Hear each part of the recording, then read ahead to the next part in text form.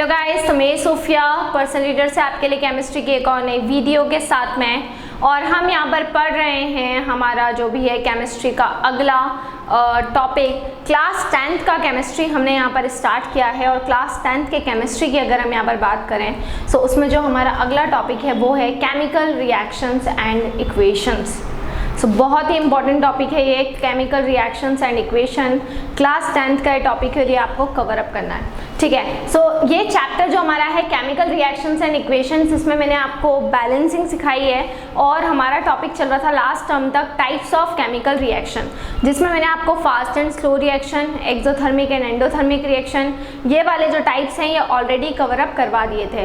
अब मैं आपको यहाँ पर करवाने वाली हूँ केमिकल रिएक्शन एंड इक्वेशंस जो है इसका अगला टॉपिक, जिसको हम क्या कह रहे हैं टाइप्स ऑफ केमिकल रिएक्शन में ही काउंट कर रहे हैं। लेकिन इसके पहले जो टाइप्स हमने पढ़े थे वो थे fast and slow reaction, exothermic and endothermic reaction, and the third one is exothermic and endothermic के बाद में तीसरा जो पार्ट था वो था फोटोकेमिकल रिएक्शन।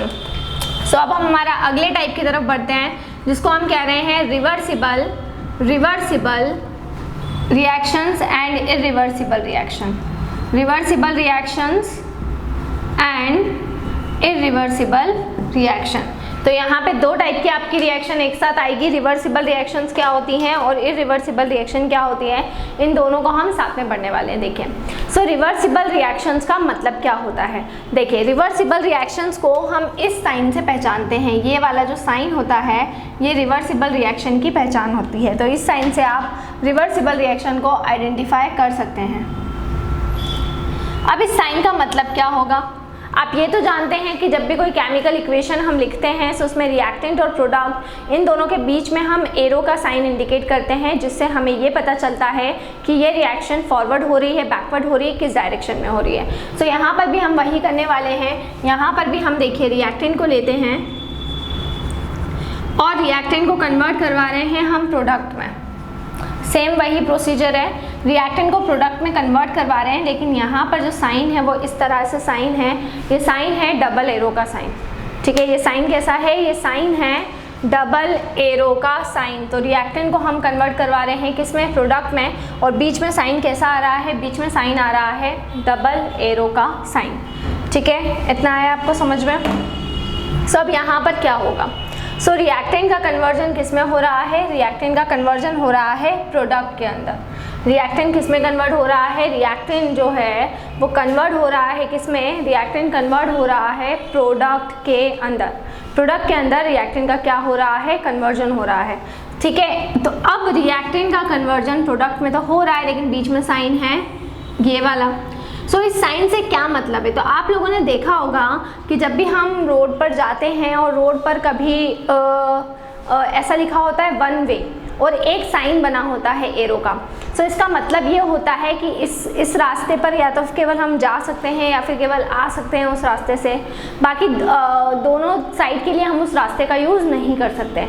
लेकिन अगर किसी रास्ते पर ये वाला साइन हो तो इसका मतलब ये होगा कि इस रूट से आप जा भी सकते हैं और इस रूट से आप आ भी सकते हैं। बस वैसे ही कुछ यहाँ पर भी है।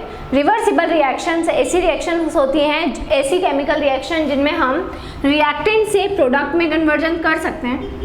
रिएक्टेंट का कन्वर्जन हम किस में कर सकते हैं, प्रोडक्ट में कर सकते हैं, और सिमिलरली हम प्रोडक्ट को अगेन किस में बदल सकते हैं, रिएक्टेंट में बदल सकते हैं। मतलब एक रिएक्टेंट प्रोडक्ट में कन्वर्ट हो रहा है, और अगर हम प्रोडक्ट को वापस से रिएक्टेंट में बदलना चाहें तो हम प्रोडक्ट को वापस से रिएक्टेंट में कन्वर्ट कर सकते हैं। ऐसी केमिकल रिएक्शन को हम क्या बोलते हैं, रिवर्सिबल रिएक्शन।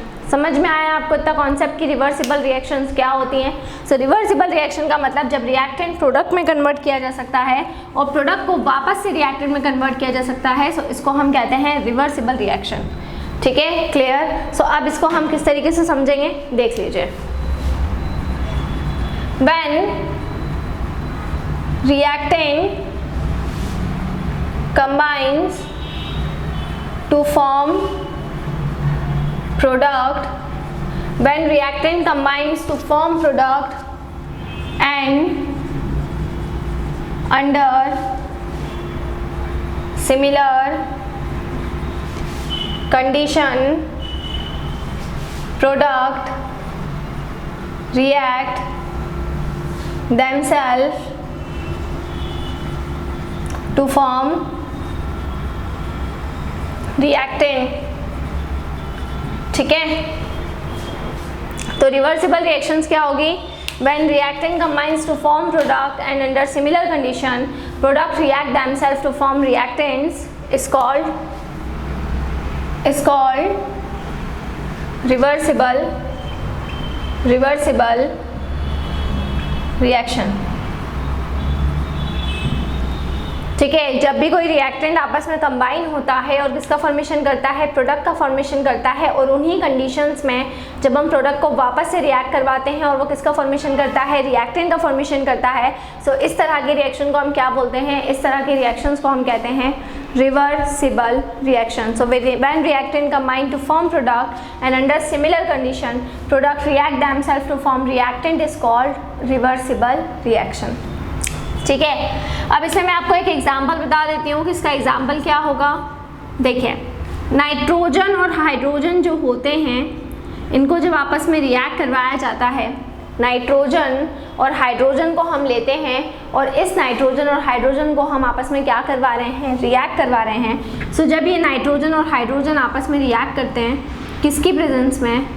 आयरन की प्रेजेंस में और मॉलिब्डेनम की प्रेजेंस में। सो नाइट्रोजन और हाइड्रोजन इन दोनों की आपस में रिएक्शन हुई, किसकी प्रेजेंस में हुई? आयरन और मॉलिब्डेनम की प्रेजेंस में रिएक्शन हुई। सो यहाँ पर बनता है अमोनिया। गैसियस फॉर्म में हमें क्या मिलती है? अमोनिया मिलती है, ठीक है, क्लियर। चाहे तो आप इसको लिक्विड में भी कन्वर्ट कर सकते हैं, ठीक है। सो यहाँ पर नाइट्रोजन और हाइड्रोजन को जब हम आपस में रिएक्शन करवाते हैं, सो हमें अमोनिया मिलती है। और ये रिएक्शन एक कैसी रिएक्शन होती है? रिवर्सिबल रिएक्शन होती है, क्योंकि अगर हम अमोनिया को अगेन ले लें, अमोनिया को वापस से हम ले लें और वापस से अगर हमें क्या बनाना हो? इसे रिएक्टेंट में कन्वर्ट करना हो अगेन, तो अगर हमें अमोनिया को वापस से किस में कन्वर्ट करना है? रिएक्टेंट में कन्वर्ट करना है, तो हम कर सकते हैं। अगेन अमोनिया नाइट्रोजन और हाइड्रोजन में कन्वर्ट हो जाएगी। इसलिए एक ऐसी रिएक्शन है, ये एक तरह की रिवर्सिबल रिएक्शन है। एक और एग्जांपल बताती हूँ। देखिए, जब हम नाइट्रोजन और ऑक्सीजन को लेते हैं तो 2NO नाइट्रिक ऑक्साइड का फॉर्मेशन होता है, और ये भी एक कैसी रिएक्शन है? ये भी एक रिवर्सिबल रिएक्शन है। सो रिवर्सिबल रिएक्शन का मतलब समझ में आया कि जब हम रिएक्टेंट्स को कंबाइन करते हैं, किसको बनाने के लिए? प्रोडक्ट को फॉर्म करने के लिए, प्रोडक्ट को बनाने के लिए, ठीक है, क्लियर। और उन्हीं सेम कंडीशंस के अंदर प्रोडक्ट वापस से रिएक्शन करता है, तो वो बन जाती है आपकी रिवर्सिबल रिएक्शन, ठीक है। फिर सेकेंड हमारी हो जाती है इरिवर्सिबल रिएक्शन। सेकेंड रिएक्शन को हम क्या बोलेंगे? इरिवर्सिबल रिएक्शन, है ना। सो इरिवर्सिबल रिएक्शन रिवर्सिबल रिएक्शन की जस्ट अपोजिट रिएक्शन हो जाएगी। इरिवर्सिबल रिएक्शन रिवर्सिबल रिएक्शन की जस्ट अपोजिट रिएक्शन हो जाएगी। इरिवर्सिबल रिएक्शन में क्या होगा?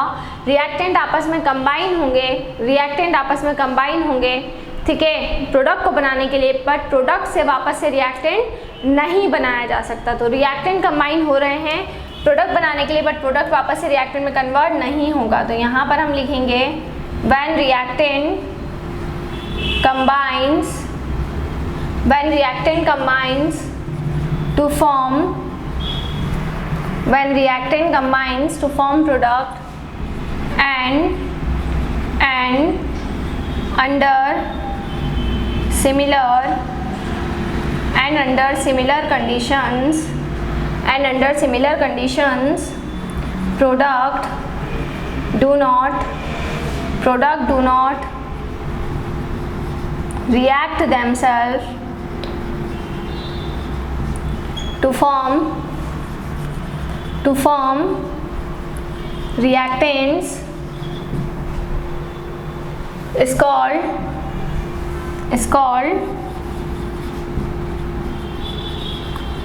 irreversible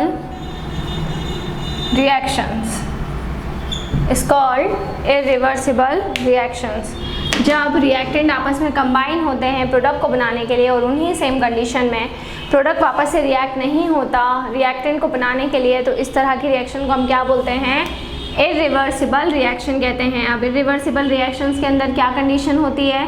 जब हम इरिवर्सिबल रिएक्शन की बात करते हैं तो रिएक्टेंट काय में कन्वर्ट हो जाता है? प्रोडक्ट के फॉर्मेशन में कन्वर्ट हो जाता है, ठीक है, लेकिन प्रोडक्ट से रिएक्टेंट नहीं बन सकता। जैसे जिंक की रिएक्शन अगर हम कॉपर सल्फेट से कराते हैं जिंक के रिएक्शन अगर हम कॉपर सल्फेट से कराते हैं तो जिंक सल्फेट का फॉर्मेशन होता है और कॉपर सेपरेट हो जाता है।